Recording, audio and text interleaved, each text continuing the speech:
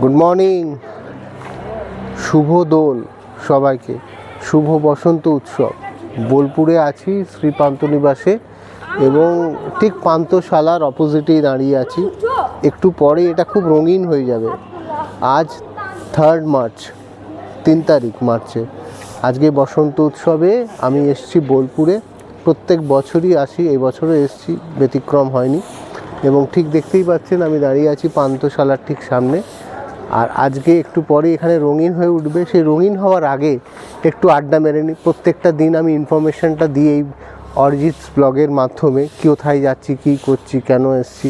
তো কেন আমি বোলপুর এসছি, কী হচ্ছে এটা বুঝতেই পারছেন। বসন্ত উৎসবে এসছি, যেটা পান্থনিবাসে প্রত্যেক বছরে আমি আসি, এবছরও এসছি। এবং একটু পরেই এখানে রঙিন হয়ে উঠবে বসন্ত উৎসবে, দোলের আনন্দে। তো একটু ঘুরে দেখাই সকালটা। দেখছেন সুন্দর একটা মানে ঝলমলে রোদ, প্লাস ওয়েদারটা একটু ঠান্ডা ঠান্ডা আছে, কিন্তু একদম ওই প্রখর গরমটা এখনও পড়েনি। এই বছরটা একটু শীতটা বেশি যাচ্ছে। আর এটা দেখাতে বলবো একবার, দেখ সাজানোটা একটু দেখাতে বলবো একবার, কী করে সাজানো হয়েছে পুরো জিনিসটা।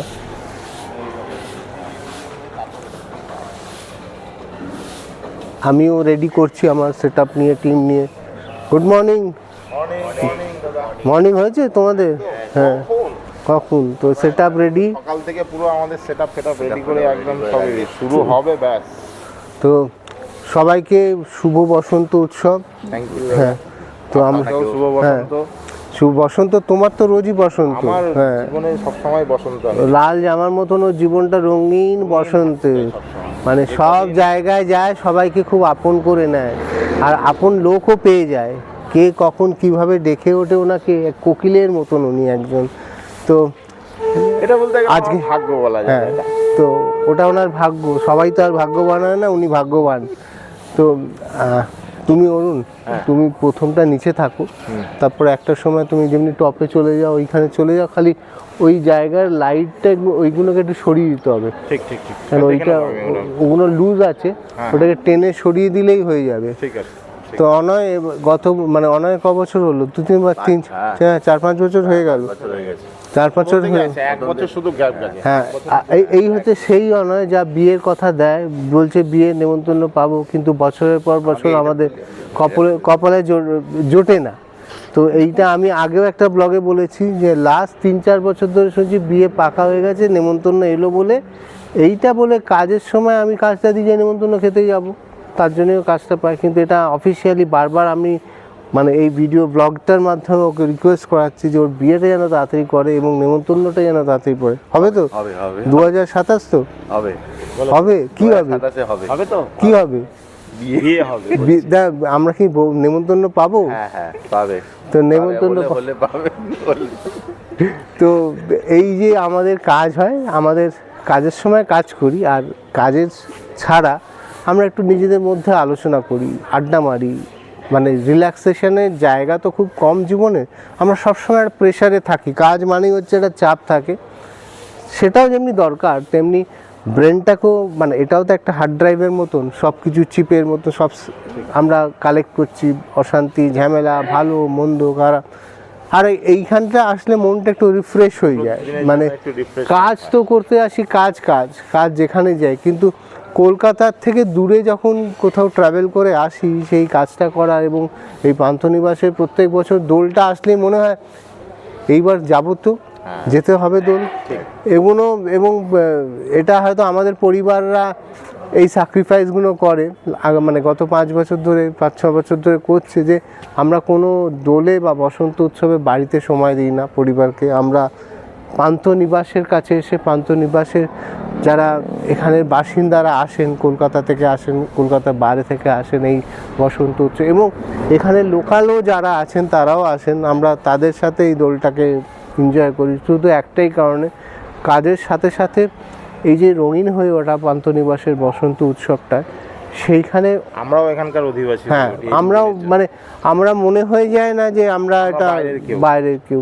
তো তোমার কেরাম লাগে? আমার তো খুবই ভালো লাগে। এত বছর ধরে তো 6 বছর হতে যাচ্ছে এই মানে 2026 নিয়ে, যথেষ্টই ভালো। এবং প্রতি বছরই একটু নতুনত্ব চেঞ্জেস আসছে, এবং এই বছরও একটু নতুন দেখছি। এবং সবথেকে সাংস্কৃতিক অনুষ্ঠানটা হয় এত সুন্দর। সবাই এখানে মানে বলতে গেলে আমরা যে এই দুদিনের জন্য আসি, আমাদেরকে মনে হয় না যে বাইরের কেউ বাইছে। আতিথেয়তা থেকে শুরু করে এখানে থাকা খাওয়া সব কিছু প্রোগ্রাম এত সুন্দর হয়, গুছিয়ে পুরো একদম সিস্টেমেটিক্যালি, কোনো রকম যে মানে বাজে বা মানে chaos হয়ে chaos যাচ্ছে। বা কিছু ওরম কিছু ভয় হবে না, কিছু নেই, খুবই সুন্দর হয়, তো খুবই এই সুন্দর। আমি সবাইকে ব্লগের মাধ্যমে অনুরোধ করব যে যারা এই বছরটা মিস করলেন, 2027টা মিস করবেন না। তো এখানে না আসলে বা না থাকলে না ফিল মানে না আসলে আপনাদের এই অনুভূতিগুলো হবে না। তো এইটা একটা অন্যরকম ফিলিংস, সেই ফিলিংসটা পেতে গেলে আপনাকে বোলপুরে পান্থনিবাসে বসন্ত উৎসবে আসতেই হবে। যারা এই বছর মিস করলেন, সামনের বছর দয়া করে মিস করবেন না। তো অল দ্য বেস্ট, রেডি হও, আমি একটু ঘুরি।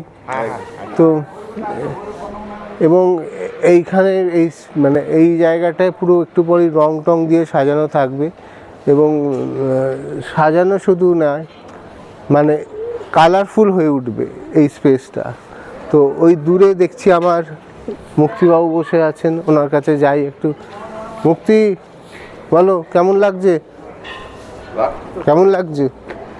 বছর আসি, আলাদা একটা আনন্দ এখানে। বেশ ভালো লাগে? পরিবেশ, হ্যাঁ, সুন্দর সাজানো গোছানো, মনটা ভালো হয়ে যায় না? অবশ্যই। কলকাতার, এর মধ্যে হ্যাঁ থাকি, এখানে হ্যাঁ, এসে আলাদা একটা মুড তৈরি হয়, ভালো লাগে, শান্তিও লাগে। শান্তিনিকেতন নাম শান্তিও লাগে, ভালোই লাগে। তো তুমি তো আমাদের সাথে প্রায় 6 বছর ধরে টানা আসছো, হ্যাঁ? এই রয়েছে প্রায়। প্রথম থেকে, একদম প্রথম থেকে, মানে ও একদম, জন্মলগ্ন থেকে। হ্যাঁ জন্মলগ্ন থেকে। এই যে বাড়ি থেকে চলে আসো, কলকাতার কোলাহল নেই, কলকাতার দোল খেলা মিস করো, মানে এইটা তোমাকে কোনো রকম কষ্ট দেয় না তো? না না, বরং কলকাতা কেন ভালো লাগে, কারণ কলকাতায় হুড়োহুড়ি লাফালাফিটা বেশি হয়, মানে খেলার থেকে ঝামেলা বেশি। এখানে খেলাটা খেলার মতো হয়, শান্ত পরিবেশ, সবাই মন মেনে খেলে, জবরদস্তি নেই। কলকাতা যেন আর জবরদস্তি, মানে খেলবে না তাকেও খেলাবে, হ্যাঁ, আর হোলি খেলে না রক্তে খেলে সেটাও বোঝা যায় না, হ্যাঁ, অনেক সময় ঝামেলাও লেগে যায়। তার থেকে অনেক ভালো এই কটা দিন বাড়ির ঝামেলা থেকে, মানে পাড়ার ঝামেলা থেকে এবং সব ঝামেলা থেকে এই পান্থনিবাসে বসন্ত উৎসব এসে মুক্তিবাবু মুক্তি নিয়ে থাকেন, তাই তো? হ্যাঁ। চলো থাকো, ভালো করে থাকো। তো এই মানে এইটার বললাম না, এক একটা মানুষের এক একটা জাস্টিফিকেশান। শুধু এটা হয়তো মানে যেমনি আমি বললামই যে আমি এমনি বাড়িতে সময় দিই না, 5-6 বছর ধরেই এখানেই আসি দোলটায়, বসন্ত উৎসবে।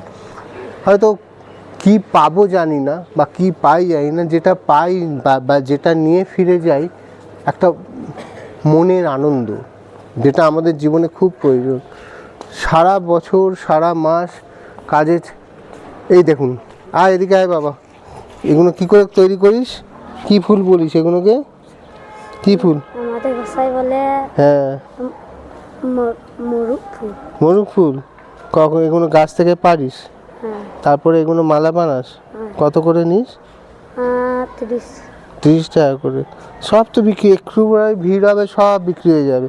তো বসন্ত উৎসব হলে দোলে এখানে চলে আসি সেগুলো নিয়ে। হ্যাঁ, ওই দেখুন, ও কিন্তু ছোট্ট বয়স থেকেই এন্টারপ্রেনার তৈরি হয়েছে, ও কিন্তু বিজনেস স্ট্র্যাটেজি নিয়েছে। প্রত্যেক বছর এই বসন্ত উৎসবটাও ওর কাছে উৎসব। ঘোর বাবা যা, ওর কাছেও একটা উৎসব। মানে এটা এর একটু পরেই অনেক এরকম বাচ্চা বাচ্চা ছেলেমেয়েরা এখানে আসবে, এই মালা নিয়ে ওরা সেল করে। ওরা কিন্তু অন্টারপ্রেনিউর তৈরি হচ্ছে আগামী দিনে।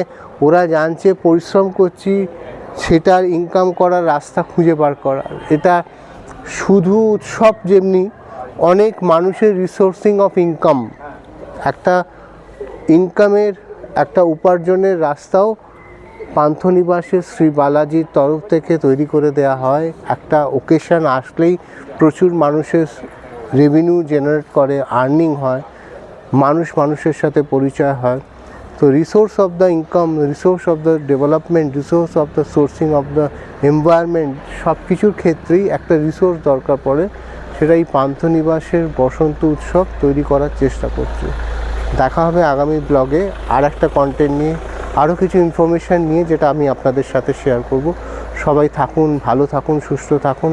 আবারও শেষ করার আগে বলে যাচ্ছি, শুভ বসন্ত উৎসব।